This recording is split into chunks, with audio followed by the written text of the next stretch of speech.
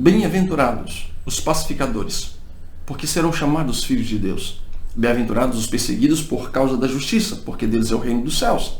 Bem-aventurados são vocês quando por minha causa os insultarem e os perseguirem, mentindo, disserem todo mal contra vocês. Alegrem-se e exultem, porque é grande a sua recompensa nos céus, pois assim perseguiram os profetas que viveram antes de vocês. Sermão do Monte, Mateus capítulo 5, versículo 9 a 12. Vamos aprender um pouquinho?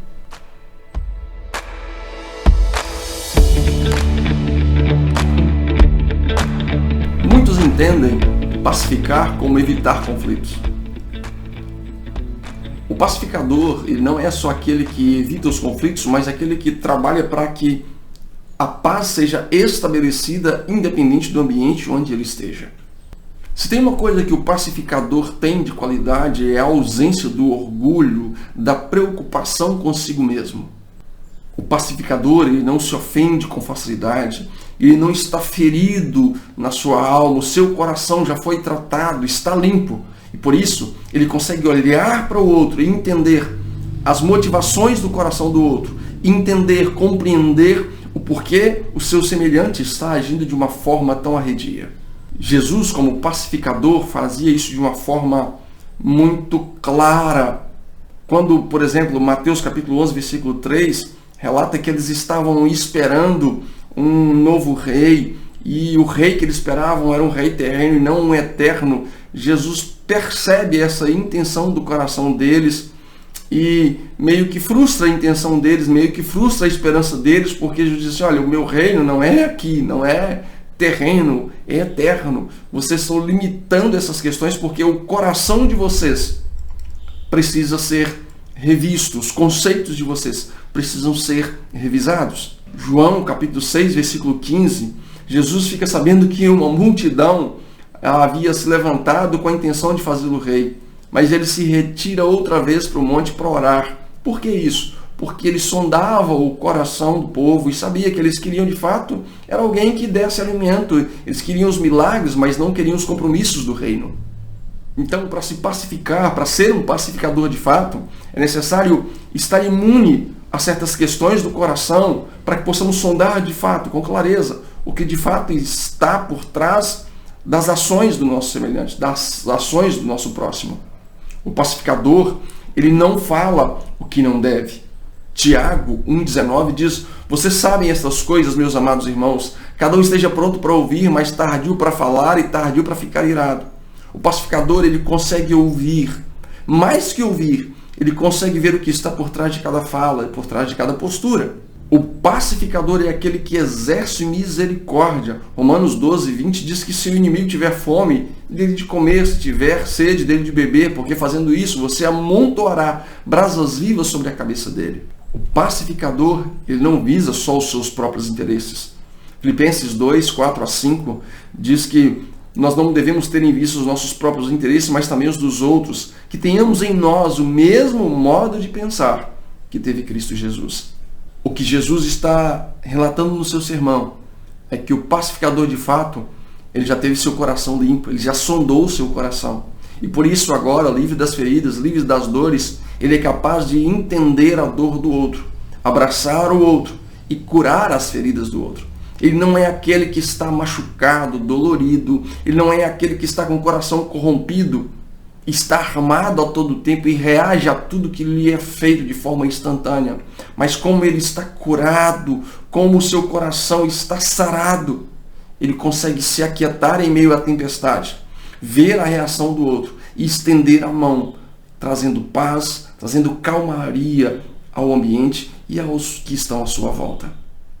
Jesus encerra as bem-aventuranças, dizendo que bem-aventurados os perseguidos por causa da justiça, porque deles é o reino dos céus. Veja que as bem-aventuranças, elas começam e terminam falando sobre reino dos céus. A quem pertence o reino dos céus? Nos dias atuais, é comum nas mensagens nós ouvirmos pregações de prosperidade, de que vai acontecer, de que eu determino isso ou aquilo. Mas o que Jesus menciona é que o caráter do verdadeiro cristão, ele vai sendo forjado, moldado ao longo do tempo, de forma que esse caráter ele começa a incomodar a a perturbar, de certa forma, os que estão à sua volta. Jesus, no final das bem-aventuranças, ele sai de dentro do homem, de tratar o caráter do homem. E aí agora ele vai para fora. O que esse caráter transformado, o que essa mente transformada, como ela impacta o ambiente onde ela está, o meio onde ela está inserida. O problema dos fariseus com Jesus era justamente esse, que por mais que eles se expressassem como bons, por mais que eles se dissessem religiosos, quando eles eram confrontados com quem era Jesus, eles eram humilhados. O problema dos fariseus é que eles se diziam muitas vezes, olha, nós não matamos, mas Jesus dizia, olha, vocês não matam com armas, mas vocês matam com palavras. O problema dos fariseus, ele dizia, nós não adulteramos, e Jesus dizia, olha, vocês não são pegos no ato, na cama com alguém, mas o coração de vocês está corrompido, porque só de vocês olharem, vocês cobiçam, desejam, e aí já pecaram. Esse caráter cristão, esse comportamento, esse estilo de vida, essa maneira de viver que é gerada no verdadeiro cristão, ela incomoda pessoas. E aí a perseguição é natural. Aí nós nos sentimos muitas vezes como peixe fora do aquário.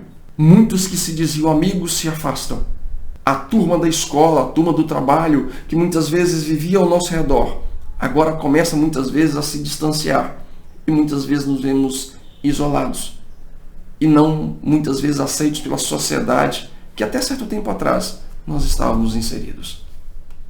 Como suportar tudo isso? Como olhar para uma sociedade como a nossa e muitas vezes onde somos forçados a sermos iguais para sermos aceitos?